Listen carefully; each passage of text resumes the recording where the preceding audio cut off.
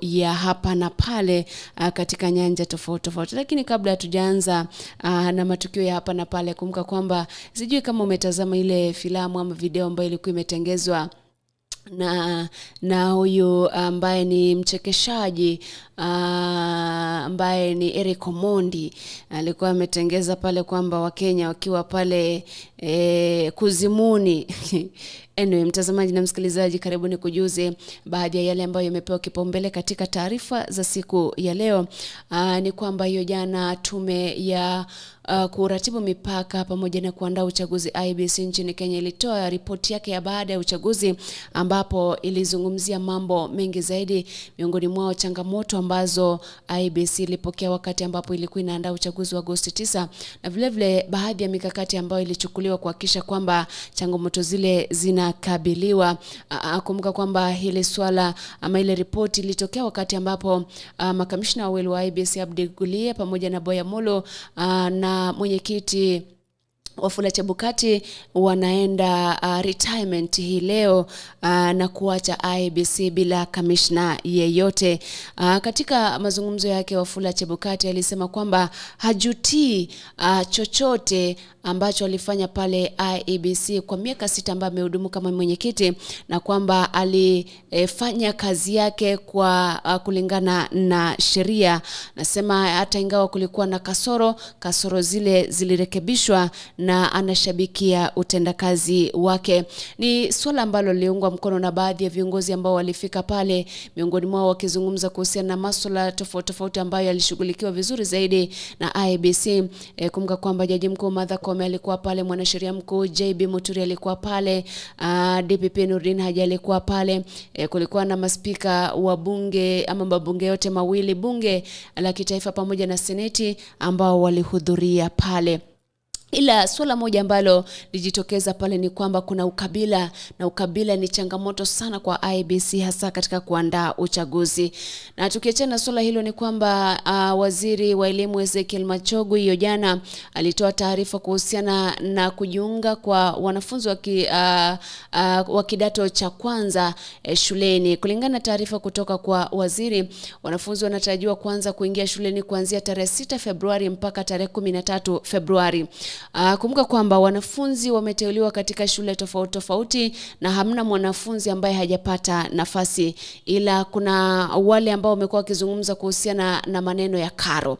Sasa hivi kulingana na Ezekiel Machogu, karo itabaki jinsi ilivyokuwa vile vile, kusema kwamba zile shule za kitaifa zitakuwa zinalipa kati ya shilingi 53,000 na 55,000 kwa mwaka, na vile vile zile ambazo ni extra county zikilipa shilingi 40,000 kwa mwaka. Kumbuka kwamba hii ni baada ya serikali pia kutoa, wacha niseme ni ruzuku ya shilingi 20,000 kwa kila mwanafunzi ambaye atakuwa anaingia kidato cha kwanza. Ila baadhi ya wazazi wamekuwa wakilalama pale kwenye mitandao ya kijamii kuhusiana na shule ambazo watoto wao wametumwa. Napata kwamba mwanafunzi ametumwa shule kule Kapenguria, masijui ni Sirare, mahala ambapo inakuwa ni vigumu mwanafunzi kufanya safari kuelekea kule. Na nikiachana swala hilo, katibu ama afisa mkuu wa tume ya TS, ile tume ya kuajiri walimu, Nancy Macharia, amesema kwamba watatuma wanafunzi ambao watakuwa walimu ambao watakuwa wanawafundisha wanafunzi wa grade ya 7 ambao watakuwa wanaondoka grade ya 6, akisema kwamba wanafunzi watakapoingia shuleni kuanzia Machi 30, basi watakuwa na kila shule itakuwa na mwalimu mmoja ambaye atakuwa anashikilia zamu ile hadi walimu wengine watakapotumwa katika shule tofauti. Wakati huo kumbuka kwamba wanafunzi wa grade ya 7 watakuwa na sare tofauti na wale wa grade zingine za chini. Kwa hivyo waziri pamoja na Wizara ya Elimu inasema kwamba ni shule kuamua aina ya sare ambayo wanafunzi wa grade ya 6, 7 na 8, kunradhi 7, 8 na 9 watakuwa wanavalia. Ni swala ambalo kila mzazi atagharamikia sare ile. Na nikiachana na swala hilo ni kwamba mtu mmoja ameuawa jana na wengine 11 kujeruhiwa baada ya shambulizi la kigaidi ambalo lilifanyika katika eneo la Banisa kwenye barabara ya kuelekea Mandera, na inashukiwa kwamba shambulizi lile lilitekelezwa na kikundi haramu cha Al-Shabaab. Wale watu walikuwa garini wakielekea safarini Mandera walipokumbana na kitendo kile. Kumbuka kwamba hili linakuja wakati ambapo waziri wa usalama wa ndani wa kitaifa Profesa Kithure Kindiki amekuwa akitembelea ama akizuru maeneo tofauti ili kuhakikishia wenyeji usalama katika maeneo tofauti. Na nikiachana swala hilo ni kwamba wawakilishi wadi ama kulikuwa na rabsha katika bunge la kaunti ya Migori hiyo jana, baada ya wawakilishi wadi kufika pale na kupata kwamba hamna mwelekeo, huku wakiteta kuhusiana na kutopata mishahara yao, akisema kwamba wengine ilibidi watumie ama wasafiri kwa hali ngumu zaidi.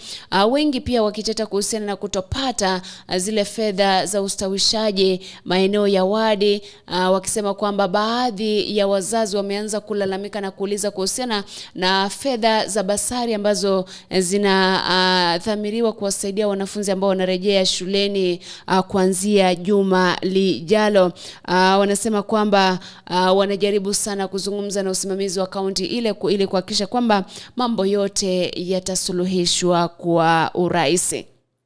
Na tukisonga mbele ni kwamba ripoti ya ile tume ya kupambana na ufisadi hapa nchini Kenya, Ethics and Anti-Corruption Commission, ilitolewa hiyo jana, ambapo EACC nasema kwamba imejaribu kadri ya uwezo wake kuhakikisha kwamba inachunguza kashfa za ufisadi ambazo zilifikishwa mbele yake, huku kesi zaidi ya 5,000 zikifikishwa mbele yake, lakini ilichunguza kesi 150 kikamilifu, na vile vile kusema kwamba ilitoa mali ya zaidi ya shilingi milioni 940, ambayo kwa kweli wapo mahakama haitatoa ama mahakama hazitatoa amri za kutoliwa kwa mali yale, basi huenda Wakenya wakapoteza pesa zaidi, hasa kutokana na zile kesi ambazo hazijashughulikiwa.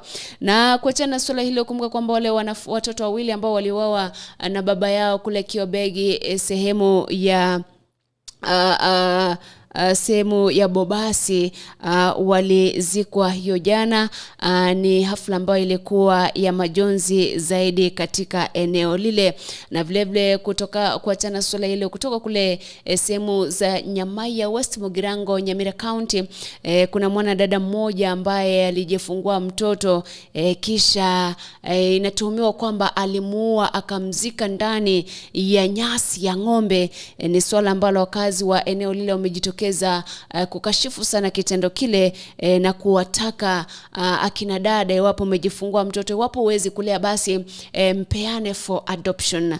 Na kumalizia, kumbuka kwamba tume ambayo inashughulikia haki za kibinadamu, Kenya National Commission on Human Rights, iko katika kaunti ya Kisii kuchunguza maafa ambayo yamekuwa yakitokea kwa muda wa wiki 2-3 hivi zilizopita, akisema kwamba swala ambalo linahitajika kufanyika ni kuwachunguza ama kuhakikisha kwamba watu matatizo ya kiakili yanawekwa kipaumbele, ili kuhakikisha kwamba hamna watu ambao wanaangamia kutokana na matatizo ya kiakili. Na vile vile kutoka kule katika taifa la Burkina Faso, wanawake 50 wanaendelea kutafutwa baada ya kutekwa nyara na kundi haramu la Kiislamu ambalo limekuwa likiwahangaisha wakazi katika taifa lile. Na vile vile kutoka kule Somalia ni kwamba wale wanajeshi wa Somalia sasa wameudhibiti mji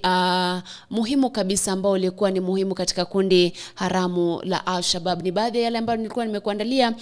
Nikirudi nitakuwa natambua wale ambao tuko nao hapa ndani ya kipindi cha Anza na Bwana. Kwa hivyo wacha nimalizie pale kwenye kitengo cha taarifa kwa ufupi.